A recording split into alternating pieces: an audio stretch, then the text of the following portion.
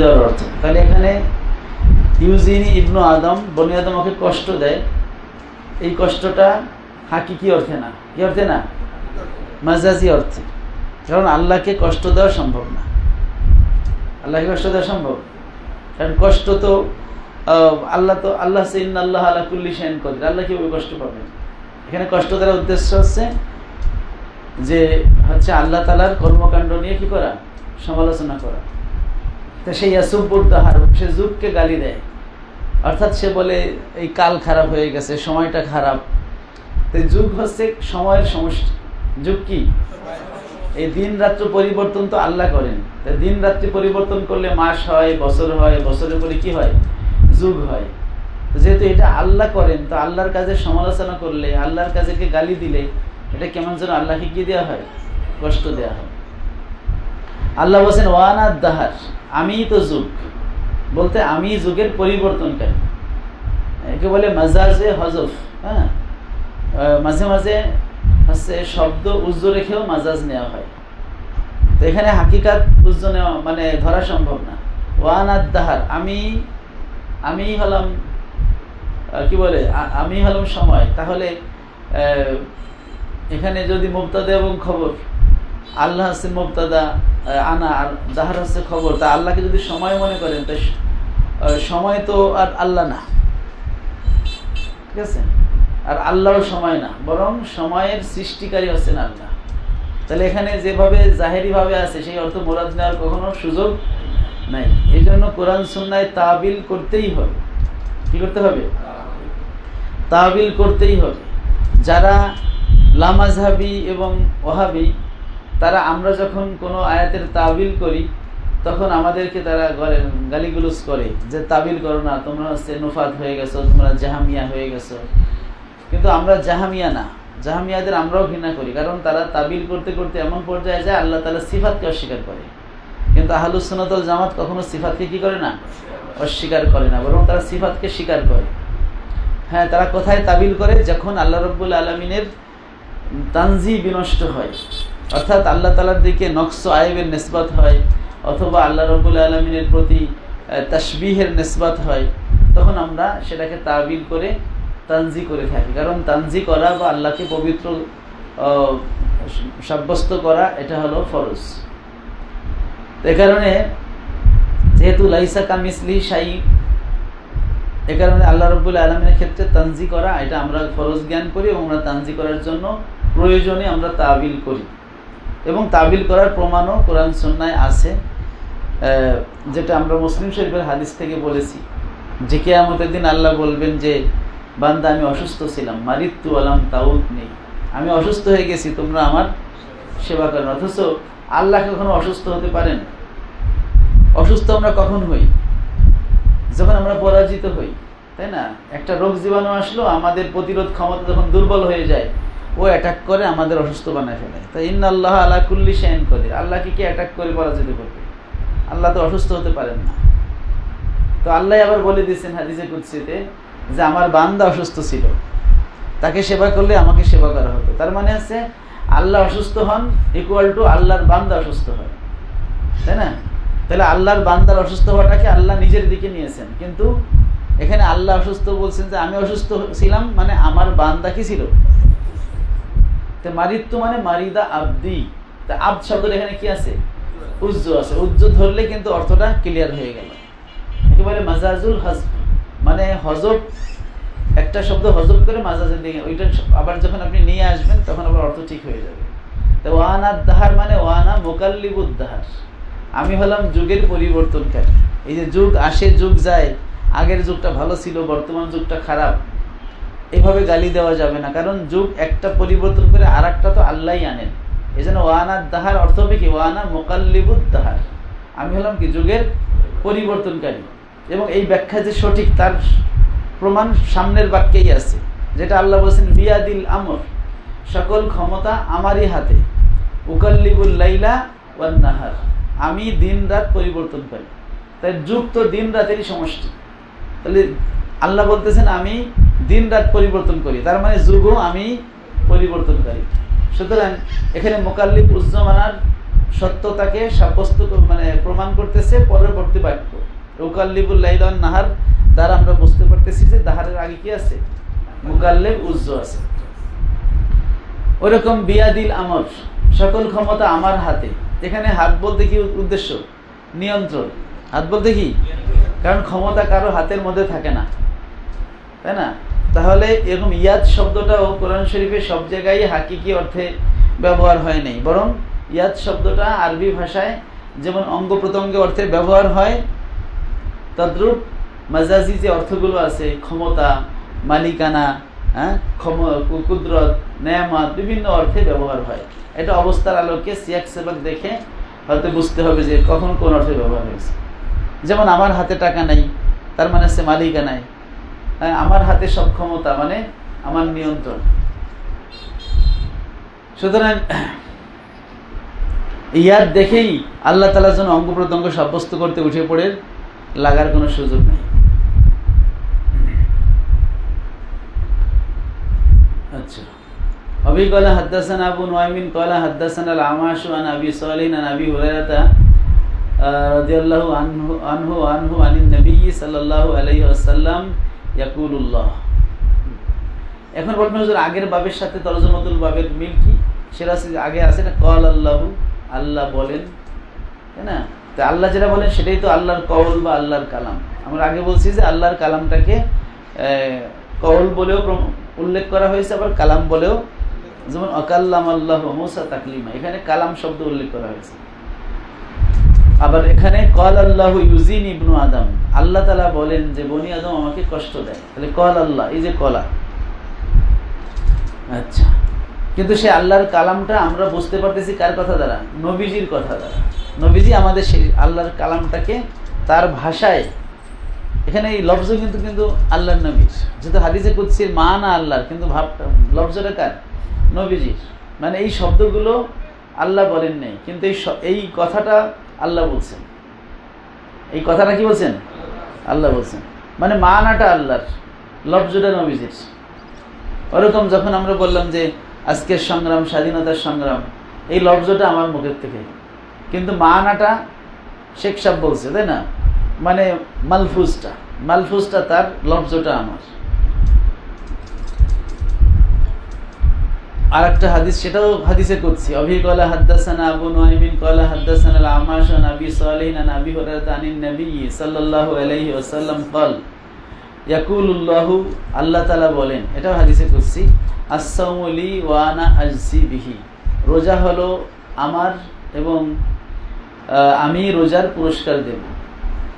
তো আমরা জানি যে সকল ইবাদতই আল্লাহর, তাই না? ওমা উমিরু ইল্লা লিয়াবুদুল্লাহা মুখলিসিনা লাহুদ্দিন, তা আল্লাহর জন্য একনিষ্ঠ সব ইবাদত করতে বলা হয়েছে। ইন্না সালাতি ওয়া নুসুকি ওয়া মাহইয়ায়া ওয়া মামাতি লিল্লাহি রাব্বিল আলামিন, তো সকল ইবাদতই তো আল্লাহর। এখানে আস-সাওমু লি, রোজাকে খাস করা হলো কেন? রোজার শান ও মান বৃদ্ধির জন্য। এর জন্য বৃদ্ধির জন্য। তাছাড়া অন্য ইবাদতের চাইতে রোজাটার সাথে আল্লাহর সিফাতের একটা সাদৃশ্য পাওয়া যায়, যে আল্লাহ রাব্বুল আলামিন তিনি কখনো খাবার খান না। খাবার খান? আল্লাহ খাবার খান না, কারণ তিনি তো কোনো দিকে মুখাপেক্ষী না। তো বান্দাও এই রমজান মাসে খাবার না খেয়ে কেমন যেন আল্লাহ তাআলার সিফাতের সাথে সে একটু মানে মিল রাখতে চায়, যে আমিও কিছু সময়, এবং ফেরেশতাদের সিফাতের সাথে সে কি রাখে? মিল রাখে। এই জন্য রোজাটা এটা অন্য ইবাদতের চেয়ে একটু শ্রেষ্ঠতর, যেহেতু এটার আল্লাহর সিফাত, যেটা বলা হয়েছে তাখাল্লাকু বিআখলাকিল্লাহ, তোমরা আল্লাহর গুণে গুণান্বিত হও, তাই না? আবার কোরআন শরীফে বলা আছে সিবগাতাল্লাহ মান আহসানু মিনাল্লাহি সিবগা, আল্লাহর রঙে তোমরা রঙিন হও, মানে আল্লাহর গুণে গুণান্বিত। আল্লাহ যেমন দয়ালু, তোমরাও দয়ালু হও। আল্লাহ গফুর গফফার, তোমরাও ক্ষমাশীল হও।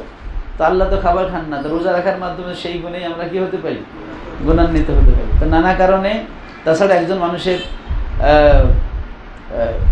আত্মিক পরিশুদ্ধির ক্ষেত্রে, আধ্যাত্মিক পরিশুদ্ধির ক্ষেত্রে রোজাটা সবচেয়ে বেশি কার্যকর। আর রোজা হলো এমন একটা ইবাদত, যে ইবাদত রিয়া করার কোনো সুযোগ নেই। নামাজ একজনকে দেখানোর জন্য পড়া যায়, যাকাত মানুষকে দেখানোর জন্য দেওয়া যায়, হজ মানুষকে দেখানোর জন্য, আলহাজ লেখার জন্য করা যায়, কিন্তু রোজাটা কারণ রোজা যদি দেখানোর জন্য করবে তাহলে সে না খেয়ে থাকবে কেন? সে তো ঘরে যেয়ে খাইয়ে উপরে বলবে রোজাদার, সেটা তো সে করে না। তার মানে রোজা আসলে কি নাই, রিয়া করা। এই জন্য অন্য ইবাদতের মধ্যে রিয়া থাকলে সেটা তো আল্লাহ গ্রহণ করেন না, কিন্তু রোজাটা যেহেতু রিয়া নাই সেটা আল্লাহ বেশি পছন্দ করেন। এই সমস্ত কারণে আসসামু লি বলা হয়েছে, ওয়ানা আযজি বিহি, আমি এর পুরস্কার দিব। কোন কোন আলেম পড়েছেন ওয়ানা উজ্জা বিহি, আমি হলাম রোজার পুরস্কার, মানে রোজাদাররা রোজার বিনিময়ে আল্লাহর দিদার লাভ করবে। ইয়াদাউ শাহওয়াতাহু ওয়া আকলাহু ওয়া শুরবাহু মিন আজলি, তা আল্লাহ রাব্বুল আলামিন রোজাটাকে নিজের বলেছেন কেন সেটা আবার বলছেন। ইয়াদাউ শাহওয়াতাহু, এই বান্দা তার প্রবৃত্তিকে পরিত্যাগ করেছে, মানে স্ত্রীর প্রতি আগ্রহটা। ওয়া আকলাহু ওয়া শুরবাহু, তার পানাহার পরিত্যাগ করেছে, মিন আজলি, আমার জন্য। আল্লাহ বলছেন আমার জন্য। ওয়াসসাওমু জুন্নাতুন, রোজা হলো ঢাল। রোজা হলো কি? ঢাল। রোজা মানুষকে গুনাহ থেকে হেফাজত করে। কারণ যখন মানুষ রোজা রাখে, না খেয়ে থাকে, তখন তার পশু স্বভাব এটা দুর্বল হয়ে যায়। মানুষের মধ্যে মালাকিয়াত এবং বাহিমিয়াত দুইটা কুওয়াত আছে, কুওয়াতে মালাকিয়াত আর কুওয়াতে বাহিমিয়াত। তা কুওয়াতে মালাকিয়াত মানে ফেরেশতা শক্তি, আর কুওয়াতে বাহিমিয়াত হলো পশু শক্তি। মানুষ যখন না খেয়ে থাকে তখন তার কুওয়াতে মালাকিয়াত শক্তিশালী হয়, কুওয়াতে বাহিমিয়াত দুর্বল হয়ে যায়। এই জন্য দেখেন রমজান মাসে মুসল্লি বেড়ে যায়। কি বেড়ে যায়? কারণ ভিতর থেকে সে হচ্ছে কুওয়াতে মালাকিয়াত, ফেরেশতার শক্তির প্রভাব। ওদিকে আবার হাদিসে যেটা আছে যে রমজান মাস আসলে বেহেশতের দরজা, রহমতের দরজা খোলা হয়, ফেরেশতারা ডাকতে থাকে, ইয়া বাগিয়াল খাইর আকবিল ইয়া বাগিয়াশ শার আকসির। এই কারণে রমজান মাসে মুসল্লি কি হয়, নানা কারণে বৃদ্ধি পায়। তার মধ্যে একটা হলো তার নফস শয়তানটা দুর্বল হয়ে যায়। আবার জাহেরি শয়তানকে তো সুলসিলাতির শায়াতিন, শয়তানকে তো বেঁধে রাখা হয়। আর ভিতরে যে নফস শয়তান সেটাও না খায় কি হয়, দুর্বল হয়ে যায়। ফলে রমজান মাসে মানুষ একটু আল্লাহর দিকে বেশি ঝুঁকে। আচ্ছা, সারা বছর দান সাদাকা করে না, রমজান মাসে দান করবে। সারা বছর নামাজ পড়ে না, কিন্তু রমজান মাসে পড়ে। এটা রমজান মাসের একটা প্রভাব, রমজানের কি একটা বরকত, এটা রোজার প্রভাব। ঠিক আছে? তো যাই হোক, তো বান্দা কি করে এখন, এই রোজা যখন কি করে রাখে তখন তার সেই মালাকিয়াত শক্তি বাড়ে আর বাহিমিয়াত কমে যায়। তখন এই রোজা তাকে গুনাহ থেকে বাঁচায়। কিসের থেকে বাঁচায়? গুনাহ থেকে বাঁচায়। তাই আসসামু জুন্নাতুন, রোজা হচ্ছে ঢাল, মানে দুনিয়াতে গুনাহ থেকে ঢাল। এবং রোজা দুনিয়াতে গুনাহ থেকে বাঁচার জন্য প্র্যাকটিস দেয়। যেমন রোজা রাখলে বলা হয়েছে যে তুমি ঝগড়া করবে না। কেউ যদি ঝগড়া করতে আসে তাহলে তুমি কি বলবে? আমি ভাই রোজাদার, ঝগড়া করবো না। এই যে প্র্যাকটিস রোজা করায়, এই প্র্যাকটিস করানোর মাধ্যমে রোজাদার দুনিয়াবি গুনাহ থেকে কি হয়, ঢাল হয়ে যায়। আর আখেরাতে জাহান্নামের আগুন থেকে ঢাল হয়। ওয়ালিস-সাইমি ফারহাতান, রোজাদারের জন্য দুইটা আনন্দের সময় আছে, দুইটা ঈদের সময় আছে। একটা হলো ফারহাতুন হিনা ইফতিরু, একটা ঈদ হলো যখন সে রোজা ভাঙে। ফারহাতুন হিনা ইয়ালকা রাব্বাহু, আরেকটা ফারহাত হলো যখন সে আল্লাহর সাথে সাক্ষাৎ করে। এই ফারহাতুন মানে ঈদ, একই জিনিস। কারণ আমরা যখন রোজা ভাঙ্গার ঈদ করি পয়লা শাওয়াল, তাই না, ওরা ঈদ করি না, তা সেটাকে তো হাদিসে বলেছে ফারহাতুন ইনদা ফিতরি। তো ফিতরা দুই রকম, একটা হচ্ছে প্রতিদিনের ফিতর, প্রতিদিনের রোজা ভাঙা সন্ধ্যার সময়, আরেকটা হচ্ছে সবগুলো শেষ করে একবারে মানে স্থায়ী, মানে পরিপূর্ণভাবে ভাঙা, কামেল। ওটা ফিতরে কামেল বা ফিতরে আকবার, আর ওটা হচ্ছে ফিতরে আসগার। ঠিক আছে? এবং ওই সময় আনন্দ, অর্থাৎ রোজাদার, এই যে ঈদ উল ফিতরের আনন্দটা, এটা হচ্ছে রোজাদারের জন্য। এটা আল্লাহ নির্দিষ্ট করে আসছে যে সে যে আল্লাহ তাআলার হুকুম ঠিক মতো পালন করতে পারছে, এই জন্য রোজাদারকে আল্লাহ তাআলা ক্ষমার পুরস্কার দান করেন। ঈদের ময়দান থেকে সে হচ্ছে কি ক্ষমার পুরস্কার নিয়ে বাড়িতে ফিরে যাও। এই দিনকে, ঈদের রাতকে বলা হয় লাইলাতুল জায়েজা, ঈদের দিনকে বলা হয় ইয়াউমুল জায়েজা, পুরস্কারের দিন। রোজাদাররা কি করে, আল্লাহ তাআলা জিজ্ঞেস করেন ফেরেশতাদেরকে যে বান্দা, যেই কর্মচারী সারা মাস তার মালিকের কাজ করেছে, সেই কর্মচারীর প্রতি মালিকের কেমন আচরণ হওয়া উচিত?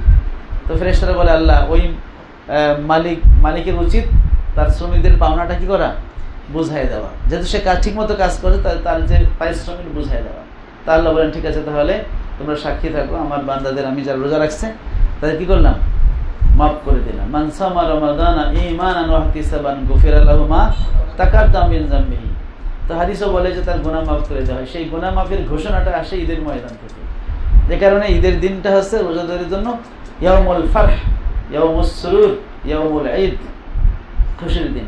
ঈদও যা, ফারহাতও কি তাই। কারণ এখানে বলা আছে ফারহাতুন ইনদা ফিতর হিনা ইফতিরু, যখন সে রোজা ভাঙে শাওয়াল মাসে তখন তার একটা খুশি। আচ্ছা, ফারহাতুন হিনা ইয়ালকা রাব্বাহু, আর একটা ফারহাত হবে যখন সে আল্লাহর সাথে মিলিত হবে, মানে আল্লাহ তাআলার দিদার পাবে। কিয়ামতের দিন সবে অভুক্ত থাকবে, রোজাদারদেরকে স্পেশাল ভাবে সে কি করা হবে, তাদের খাবার খাওয়ানো হবে, পানাহার করানো হবে।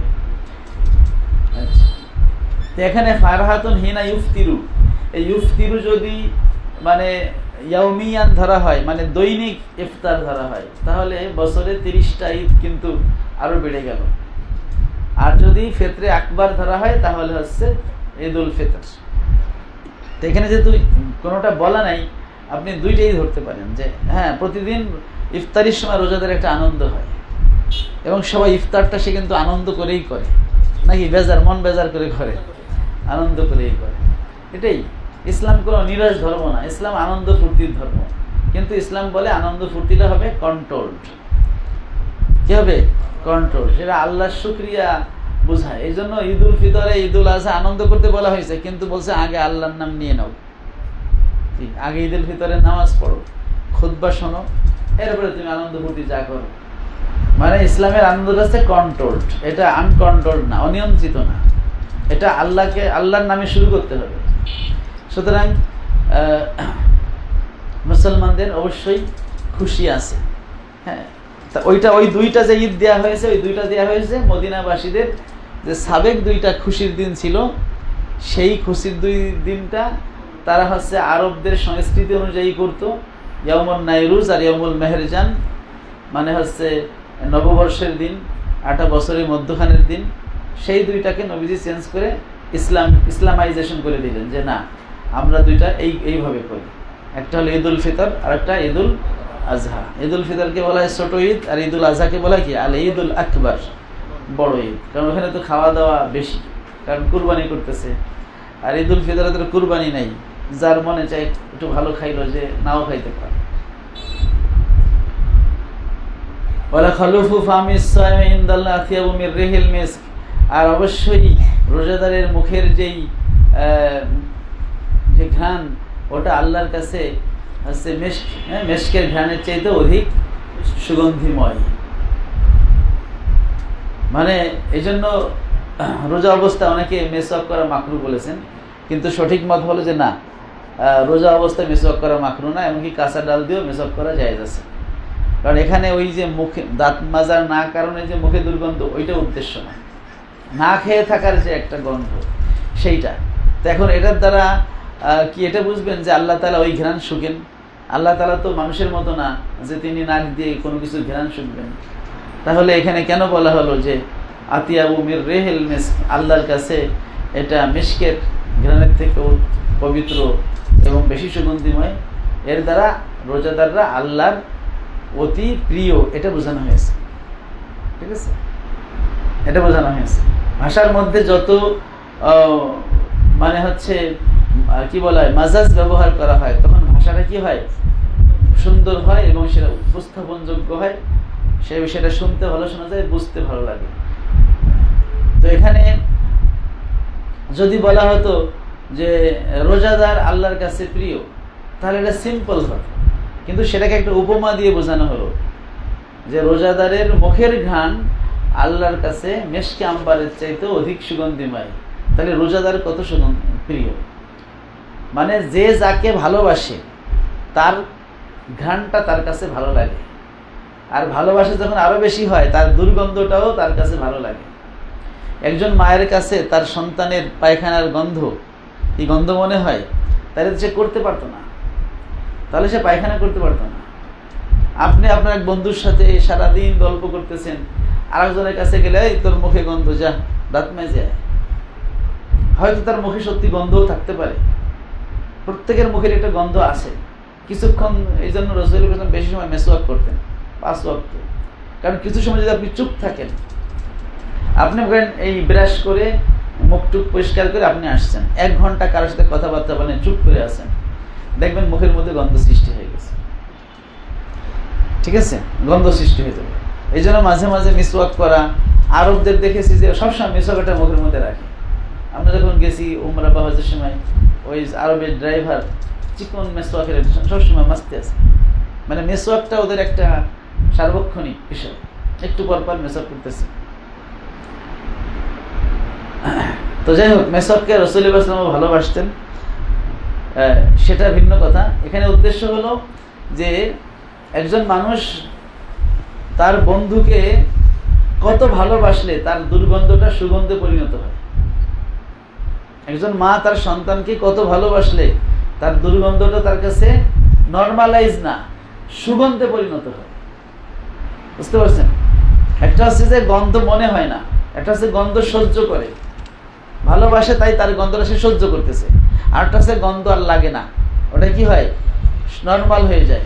তারপরে হচ্ছে ওইটা আবার উল্টে কি হয়, সুগন্ধি মনে হয়। এটা সাধারণ হবে না, এটা হচ্ছে তার মহব্বত, তার প্রতি যত ভালোবাসা বাড়বে তত তার ব্যাড সাইডগুলো তার কাছে ব্যাড সাইড মনে হবে না, ওটা তার কাছে গুডই মনে হবে। যে যাকে ভালোবাসে তার চোখে কি তার দোষ ধরা পড়ে? ধরা পড়ে না। অন্য বলতেছে কি খারাপ কি খারাপ, সে দেখতেছে খুব ভালো কাজ করতেছে, তাই না? বন্ধুর দোষ বন্ধুর কাছে ধরা পড়ে না। খুব বুকাশা ইউমি ইউসিম, কোনো কিছুর ভালোবাসা মানুষকে বোবা বানায় দেয়, মানুষকে হচ্ছে কি অন্ধ বানায় দেয়। তো এই জন্য যে যাকে ভালোবাসে তার খারাপ জিনিসও তার কাছে ভালো লাগে। তো এখানে বলা আছে রোজাদারের মুখের গন্ধ, এটা আল্লাহর কাছে গন্ধ তো মনে হয় না, নর্মালও না, বরং মেশকা আম্বারের চেয়ে অধিক ঘ্রাণের মতো মনে হয়। তার মানে হচ্ছে রোজাদার আল্লাহর কাছে কত প্রিয়, সেটি বোঝানোর উদ্দেশ্য। এখানে আল্লাহ তাআলা ঘ্রাণ শোকেন এবং সেটা আসলেই হয়ে যায়, দুর্গন্ধ সুগন্ধ হয়ে যায়, এমনটা উদ্দেশ্য না। উদ্দেশ্য হলো রোজাদারকে আল্লাহ তাআলা খুবই মহব্বত করেন, সেই কথাটা বোঝানোর উদ্দেশ্য। কেউ কেউ বলেছেন যে কিয়ামতের দিন রোজাদারের মুখ থেকে মেশকা আম্বারের কি হবে, ঘ্রাণ বের হবে। তো এইগুলো কথা না, মূল কথা হলো এটা যেটা আমরা বললাম। أبي قال حدثنا عبد الله بن محمد قال حدثنا عبد الرزاق قال أخبرنا معمر عن همام بن أبي هريرة رضي الله عنه عن النبي صلى الله عليه وسلم قال بينما أيوب يغتسل ريانا, একদা আইয়ুব আলাইহিস সালাম তিনি গোসল করতেছিলেন, ওরিয়ানান মানে তার কাপড় রেখে গোসল করতেছিলেন। খররা আলাইহি রিজলু জারাদিন মিন যাহাবিন, খররা আলাইহি পতিত হলো তার উপরে, রিজলু জারাদিন ফড়িং বা টিড্ডি পাখির একটা দল, মিন যাহাবিন স্বর্ণের, মানে স্বর্ণের ফড়িং মানে গোসলখানার মধ্যে এসে পড়ল। ফাজালা ইয়াহসি ফি সাওবিহি, তিনি স্বর্ণের ফড়িংগুলো এভাবে হাত ভরে ভরে তার কাপড়ের মধ্যে নিতে লাগলো। ফানাদা রব্বুহু, এই যে নাদার আল্লাহ ডাক দিয়ে, এটা হচ্ছে কালামুল্লাহ। আল্লাহ আইয়ুব আলাইহিস সালামকে ডাক দিয়ে বলেন, ইয়া আইয়ুব, হে আইয়ুব, আলাম আকুন আগনাইতুকা, আমি কি তোমাকে অমুখাপেক্ষী বানাই নাই? আম্মা তারান, যা তুমি দেখতেছো তা থেকে, তোমাকে তো অনেক টাকা পয়সা ধন সম্পদ দিচ্ছি, তারপরে এই ফড়িংগুলো স্বর্ণের ফড়িংগুলো উড়ে আসছে, তোমার কি ধরার দরকার? ক্বালা, আইয়ুব আলাইহিস সালাম বলেন, বালা ইয়া রাব্বি, অবশ্যই হে আল্লাহ আপনি আমাকে অনেক ধন সম্পদ দিয়েছেন, ওয়ালাকিন তবে লা গিনাবি আন বারাকাতিক, আপনার বরকত থেকে আমার অমুখাপেক্ষিতা নাই। এটা আপনি পাঠাইছেন, এটা বরকত, বরকতের ব্যাপারে আমার কোনো অমুখাপেক্ষিতা। খন্দকে কি বলে, হুদায়বিয়ার যুদ্ধে যাওয়ার সময় রাসূলুল্লাহ পাক সাল্লাল্লাহু আলাইহি ওয়াসাল্লাম সাহাবায়ে কেরাম পিপাসার অবস্থায় পড়েছিলেন, কারো কাছে পানি ছিল না। পরে হচ্ছে রাসূলুল্লাহ সাল্লাল্লাহু আলাইহি ওয়াসাল্লাম বললেন, কার কাছে অল্প কিছু আছে, দেখা গেল অল্প একটু পানি পাওয়া গেল, ঠিক আছে। তাই নবীজি কি করলেন, ওই পানির মধ্যে যখন হাত রাখলেন, পানি উপরে পড়তে লাগলো। তখন সাহাবায়ে ওখান থেকে পান করলেন, তাদের পশুকে পান করাইলেন। হয়তো জাবের বলেন, আমি পেট ভরে পানি খাইলাম, কারণ এটা বরকতের পানি ছিল, এই জন্য যা খাইতে পারি তার চাইতে বেশি খাই নিলাম, বরকত সবসময় তার বরকত পাওয়া যাবে না। তো আইয়ুব আলাইহিস সালাম বলে যে, আল্লাহ আপনার বরকত থেকে তো আমার অমুখাপেক্ষিতা থাকা উচিত না, এই জন্য আমি এটা নিচ্ছি, যদি আমার আছে তারপর আমি এটা বরকত, এটা তাবাররুক, তাই না? অনেকদের বাড়ি অনেক খাবার থাকে, কিন্তু মিলাদ শরীফের তাবাররুক ধনী গরিব সবাই নেয়, কারণ এটা বরকত। আচ্ছা, তো কোরআন হাদিসে আসলে বরকতের কথা আছে, যদি অনেকে বরকত বিশ্বাস করে না, এটা তাদের বিষয়, কিন্তু আমরা তাবাররুক বরকত আমরা বিশ্বাস করি। আপনার বুখারী শরীফেরই কোন অধ্যায় গেছে, সম্ভবত আবু বকর সিদ্দিক রাদিয়াল্লাহু আনহু, এটা হয়তো ওযুর অধ্যায় বা অথবা নামাজের অধ্যায়ে যাবে, হ্যাঁ, সালাতে। আবু বকর রাদিয়াল্লাহু আনহু বাড়িতে কোনো মেহমান আসছিল, খাবার খায়, শেষ হয় না, খাবার খায়, কি হয় না, পরে সেই বাকি খাবার নিয়ে কিন্তু রাসূল সাল্লাল্লাহু আলাইহি ওয়াসাল্লামের কাছে গেছে। রাসূল সাল্লাল্লাহু আলাইহি ওয়াসাল্লাম বলছে এটা বরকত, তো তিনিও খাইছেন, বাকিটা খাই শেষ করেছেন। হ্যাঁ, তো এটা লম্বা হাদিস।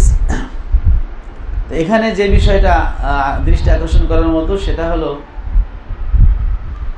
আইয়ুব বাইনামা আইয়ুব ইয়াগতাসিলু উরিয়ানান, আইয়ুব আলাইহিস সালাম তিনি কাপড় রেখে গোসল করতেছিলেন। তো গোসলখানা যদি এমন হয় যে চারিদিক থেকে দেখা না যায়, মানে কোনো মানুষ দৃষ্টি দিলে ওই গোসলখানার ওয়াল বা দরজার ফাঁক দিয়ে কিছু দেখা যাবে না, তাহলে কাপড় রেখে গোসল করা জায়েজ আছে। কি আছে? জায়েজ আছে। যদি উত্তম হলো মানে আওরাতে গালিজা ঢেকে রাখা, ছোট গামছা দিয়ে হোক বা একটু কিছু দিয়ে আওরাতে গালিজা ঢেকে রাখা, এটা হচ্ছে উত্তম। কিন্তু কেউ যদি খুলে রাখে এটা জায়েজ। উত্তম হলো ই করা, মানে লজ্জা, আল-ইস্তিহিয়া মিন আল্লাহ, আল্লাহ থেকে লজ্জা এক। তো এরপরে এখানে বলা আছে খররা আলাইহি রিজলুম মিন জারাদি, দেখছেন রিজলুন, রিজলুন শব্দের অর্থ কি? পা। এটাই আপনারা জানেন, অধিকাংশ মানুষ এটাই জানে, কিন্তু রিজলুন শব্দের অর্থ তয়ফাতুনও হয়। কি হয় এখানে? রিজলু জারাদিন মানে পঙ্গপালের একটা দল, পঙ্গপালের একটা দল, একটা ঝাঁক আসছে। এখন এটা কেন বললাম যে ওই যে ইয়াউমা ইউকশাফু আন সাক, ওই হাদিসে, হ্যাঁ না ও হাদিস না, যে হাদিস আছে ওই যে জাহান্নাম কদ বলবে, ওখানে কদাম আছে যে ইয়াদাউল্লাহু কদামাহু, অন্য রিওয়ায়াতে আছে ইয়াদাউল্লাহু রিজলাহু। তখন যারা বলে যে আল্লাহর পা আছে, আমরা বলি না, মাখলুকের মতো আল্লাহর জন্য পা সাব্যস্ত করা জায়েজ নাই। মানে কদম মানে হলো মায়ুতাকাদ্দাম, জাহান্নাম আল্লাহ যাদের দিয়ে ভরবেন বলে আগে সিদ্ধান্ত নিছেন, তারা উদ্দেশ্য। তখন ওরা বলে যে আল্লাহর কত রিজলুন আছে, এখন আপনি যাইবেন কই? রিজলুন মানে তো পা। আমরা বললাম না, রিজলুনের আরেকটা অর্থ আছে, সেটা হচ্ছে তয়ফাতুন, ঝাঁক বা দল। অর্থাৎ লাস্ট যে দলটা জাহান্নামের জন্য বরাদ্দ, সেটা যখন আল্লাহ জাহান্নামে ফেলাবেন তখনই জাহান্নামটা ভরে যাবে এবং জাহান্নাম কতকত করবে। তাইলে ওই দল অর্থ তো রিজলুনটা আসে, তাহলে ওখানে রিজলুন মানে দল, তয়ফা। ফলে যারা হচ্ছে মুজাসসিমা, তারা সবসময় দেখে একটা শব্দ পাইলেই তাদের এই তাসসিমে আকীদার দিকে নিয়ে যায়। কিন্তু আমরা হচ্ছে মুনাজ্জিহা, আল্লাহ রাব্বুল আলামিনকে নকশ আয়েব এবং সকল প্রকার তাসবিহ থেকে কি রাখি? মুক্ত, পবিত্র বলে জ্ঞান করি।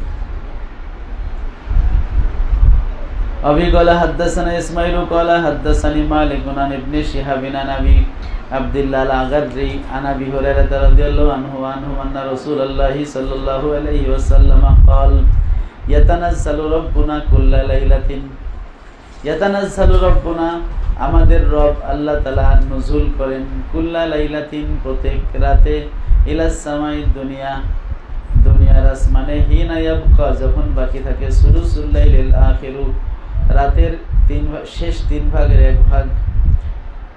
ফায়াকুলু, আল্লাহ তাআলা বলেন। এই যে ফায়াকুলু, এই ইয়াকুলু শব্দের জন্যই ইমাম বুখারী শব্দটা নিয়ে, হাদিসটা নিয়ে আসছেন, যে কওলা ইয়াকুলু, বলা, মানে আল্লাহ তাআলা যে কথা বলেন, হ্যাঁ, আল্লাহ তাআলার যে কওল আছে, কালাম আছে, সেটা বোঝানোর জন্য এই অধ্যায় ইয়াকুলু, এই হাদিসটা নিয়ে আসছেন, যে ইয়াকুলু, আল্লাহ বলেন, মাইয়াদউনি, কে আছে আমাকে এসে আমার কাছে দোয়া করবে, ফাআস্তাজিবা লাহু, আমি তার দোয়া ডাকে সাড়া দিব, কবুল করব। মাইয়াস আলুনি, কে আমার কাছে চাইবে, ফাউতিহি, আমি তাকে দান করব। মাইয়াস্তাগফিরুনি ফাআগফির লাহু, কে আছে আমার কাছে ক্ষমা চাইবে, আমি তাকে ক্ষমা করে দেব। এখন এখানে ইমাম বুখারী যে উদ্দেশ্যে হাদিসটি এনেছেন সেটা হচ্ছে ইয়াকুলুল্লাহ, আল্লাহ তাআলা বলবেন। আচ্ছা, তাহলে আল্লাহ তাআলার কালাম আছে, সেই কালামটা আমরা সরাসরি আল্লাহ বলুক অথবা আল্লাহর পক্ষ থেকে ফেরেশতা বলুক, তাই না, এটা আল্লাহরই কালাম। কি প্রিন্সিপাল যদি একটা কথা বলে যে আগামীকাল বন্ধ, সেটা যদি আমি আমার জবানে আপনাদের শোনাই, তাই না, আমি যদি বলে প্রিন্সিপাল হুজুর বলছে আগামীকাল বন্ধ, তো কেউ বলবেন না ফরিদ হুজুর বলছে, বলবেন প্রিন্সিপাল হুজুর বলছে, এটা প্রিন্সিপালেরই কথা। আমি হলাম রাবি, আমি বললাম কি রাবি। এই যে হাদিসগুলো রাবিরা বলে, তাদের মুখ দিয়েই তো বের হয়, তা আমরা তো কি বলি, রাসূলুল্লাহ পাক সাল্লাল্লাহু আলাইহি ওয়াসাল্লামের বাণী বলি, অথচ এটা রাবি বলছে, তাই না? সুতরাং একজন কারি সাহেব যে তেলাওয়াত করে, এটা তেলাওয়াতটা তার, কিন্তু মাতলু আল্লাহর কালাম, ওটা আল্লাহরই বাণী, তাই না? এই যে লফজগুলো যখন আমার মুখ থেকে বের হচ্ছে, ওইটা আমার লফজ, ওইটাকে আবার প্রিন্সিপালের বাণী মনে করার সুযোগ নেই, ওইটা আমার লফজ। এই আমার লফজের মাধ্যমে প্রিন্সিপালের বাণীটা আমি আদায় করলাম, সবাইকে শোনাই দিলাম। তো ওইরকম আল্লাহ তাআলা কি বলবেন সেটা রাসূলুল্লাহ পাক সাল্লাল্লাহু আলাইহি ওয়াসাল্লাম তার হাদিসের মাধ্যমে আমাদের জানাই দিচ্ছেন, যে আল্লাহ তাআলা এই কথাটা বলেন। এখন সেই কথাটা আল্লাহ তাআলা ফেরেশতাদের মাধ্যমে ঘোষণা করে, যেমন এখানে আমাদের নবীর জবানে আমরা জানতেছি, আবার হতে পারে ফেরেশতার মাধ্যমে আল্লাহ সেই কথাটা বলিয়ে দেন। যেহেতু এটা আল্লাহর পক্ষ থেকে ফেরেশতা বলে, ফেরেশতা নিজে বানায় কিছু বলে না, এজন্য ওটা আল্লাহরই কথা, ঠিক আছে? ওটা আল্লাহরই কথা। সাপোজ একটা মিটিংয়ে প্রিন্সিপাল যে হচ্ছে উপস্থাপক, তার ইশারা দিল, এটা মানে কি, বলে দিছে যে ওই কথাটা বলে দাও, তাই না? ওই কথাটা বলে দাও। তো হয়তো প্রিন্সিপাল তখন চুপ, কিন্তু সবাই বুঝতেছে এটা প্রিন্সিপালেরই কথা, কারণ সে প্রিন্সিপালের হুকুমে বলতেছে। তো ফেরেশতা যদি আসমানে এসে ঘোষণা করে যে আল্লাহর পক্ষ থেকে কে আছো, দোয়া করবা, দোয়া কর, আমি কবুল করবো, বলবেন যেখানে যে আমার কাছে দোয়া কর, আমি কবুল করব, এটা ফেরেশতা বলে কিভাবে? এটা তো আল্লাহরই বলার কথা। তো এই তাদের উপর ন্যারেশন পড়াইতে হবে। কি পড়াইতে হবে? ন্যারেশন দুই রকম আছে না, ডাইরেক্ট আর ইনডাইরেক্ট। একটা হচ্ছে সে কি বলে, সে বললো সে বাড়ি যাবে, সে বললো আমি বাড়ি যাব, তাই না? তাহলে এই যে সে বললো আমি বাড়ি যাবো, এটা হচ্ছে কি ডাইরেক্ট স্পিচ। তবে ফেরেশতারা ডাইরেক্ট স্পিচে বলে আল্লাহ তাআলার পক্ষ থেকে যে কে আসো, ক্ষমা চাও, ক্ষমা চাও, মানে ফেরেশতা বলতেছে আল্লাহর পক্ষ থেকে, ডাইরেক্ট স্পিচে বলতেছে। এই জন্য এই ডাইরেক্ট স্পিচ আর ইনডাইরেক্ট স্পিচ না বোঝার কারণে অনেক সময় আবার কি হয়, ভুল বোঝাবুঝি হয়।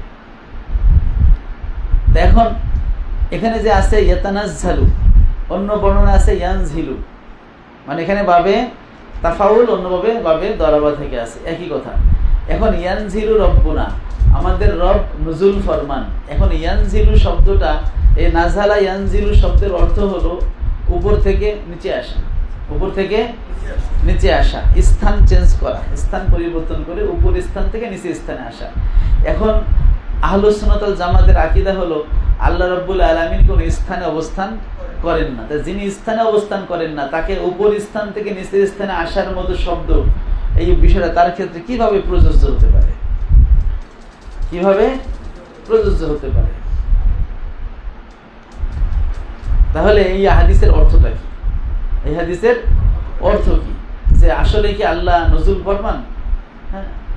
তা এখন যারা হচ্ছে অক্ষরবাদী, যারা কি বাদী, লা মাযহাবী ওয়াহাবী যারা আছে, কাররামিয়া, মুজাসসিমা, মুশাব্বিহা ফিরকা, যারা আছে অক্ষরবাদী, যারা অক্ষরে যেটা আছে ওইটাই দেখে, ওর অর্থটা, ওর মিনিংটা অন্য হাদিসের সাথে সংঘর্ষ হলো কি হলো না, এইগুলো বাস বিচার করে না। একটা পাইছে দলিল, মার দৌড়, ঠিক আছে? এই জন্য ওদের এক কথার সাথে এক কথার মিল নাই। আর আমাদের আলহামদুলিল্লাহ সব কথা মিল আছে, কারণ আমরা একটা অক্ষর পাইলেই দৌড় মারি না, ওটা আমরা বুঝি যে আমার আগের কথা, পরের কথা, আগের দলিল, পরের দলিল, সব আমার যেন এক লেভেলে থাকে।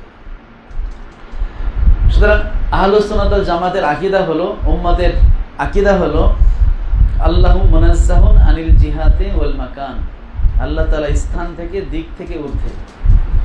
যেহেতু তিনি কোনো স্থানে অবস্থান করে না, সুতরাং তার এক স্থান থেকে, উপরের স্থান থেকে নিচের স্থানে অবতীর্ণ হওয়া, এটাও কি আল্লাহর শানে যায় না।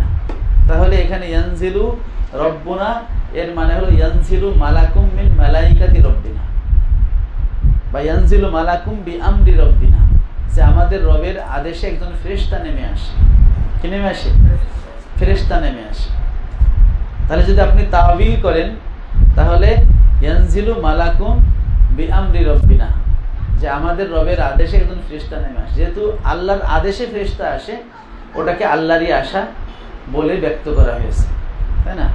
যেমন বালাগাতের যেটা, যারা অলংকার শাস্ত্র জানে, ইলমুল বালাগাত ওয়াল ফাসাহাত, তারা কিন্তু জানে বানাল আমিরুল মাদিনাতা, বাদশাহ শহরটি তৈরি করলেন। শেখ হাসিনা পদ্মা সেতু বানাইছে, একথা বললে তো কেউ মিথ্যা বলবে না। কিন্তু আসলে কি শেখ হাসিনা বানাইছে? আসলে বাদশাহ তো শহর বানায় নাই, বানাইছে মিস্ত্রিরা। কিন্তু যেহেতু ফেরেশতা বলে মিস্ত্রি মানে বাদশার আদেশে বানানো হয়েছে, এই জন্য বানানোটা বাদশার দিকেই নিসবত করা হয়েছে। একে বলা হয় কি, মানে ইলমুল বালাগাতে এই যে একে বলা হয় নিসবাতুল আমর ইলাল আমের, নিসবাতুল ফেল ইলাল আমের। এই যে আমরা বলি শেখ হাসিনা এত মানুষ খুন করছে, খুনি হাসিনা, খুনি হাসিনা, কিন্তু একজনে তো সে গুলি করে নাই। গুলি করছে? একজনকে মারছে? মারছে তো হচ্ছে পুলিশে, মারছে তো আর্মিতে, কিন্তু আমরা সবাই তার দিকে দৌড় দিচ্ছি এবং এই ব্যাপারে আমরা মুত্তাফাকুন আলাইহি। কারণ ফাইন্নাহা কানাত আমিরাতান,